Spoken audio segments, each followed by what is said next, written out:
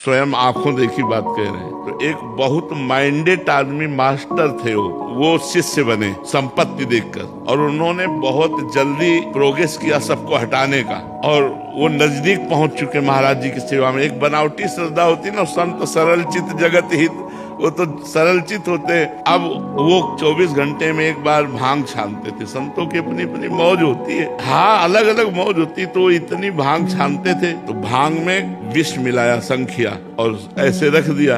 उन्होंने ऐसे उठाया, और सिद्ध संत थे ऐसे, और कहा जगदीश्वरानंद को बुलाया जाए। तो और शिष्य सब थे, जगदीश्वरानंद को बुलाया, तुरंत सबको बाहर किया, कहा बच्चा ये हमारे लिए। कांप गए।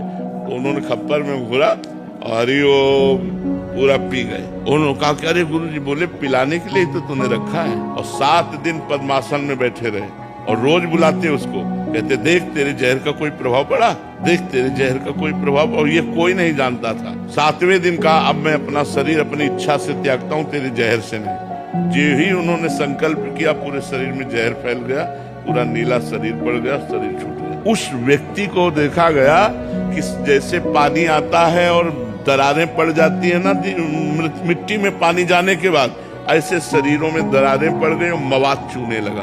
और वो चीख चीख के कहता, गुरु को जहर देने के कारण मेरी दुर्दशा हो रही, कोई बचा लो। चिल्लाता रहता रात दिन, पलकें ऐसे फैल गई, मवाद निकले।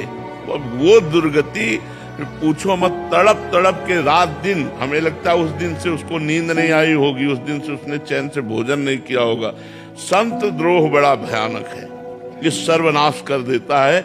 इसलिए चाहे गुरु भाई से हो या किसी अन्य संत से हो, कभी द्रोह न करे। वो गाली दे तो भी चरणों की तरफ ही झुके।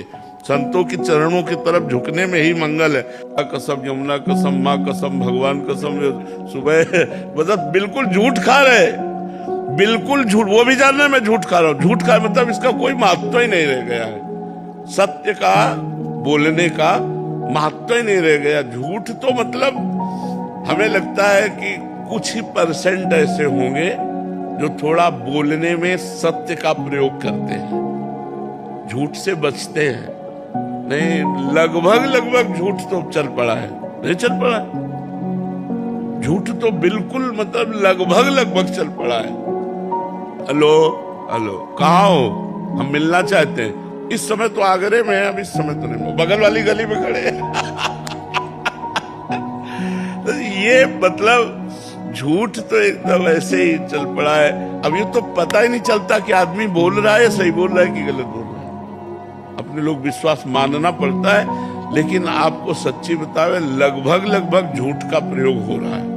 हर जगह झूठ का प्रयोग हो रहा है, असत्य का प्रयोग हो रहा है। सत्य मिलना बड़ा कठिन, तो युग धर्म का प्रभाव होता है। भगवान सच्चिदानंद है, सत्य नारायण है। उनको प्राप्ति करने के लिए सत्य आचरण, सत्य वचन, सत्य चिंतन, तब भगवान की प्राप्ति होती है।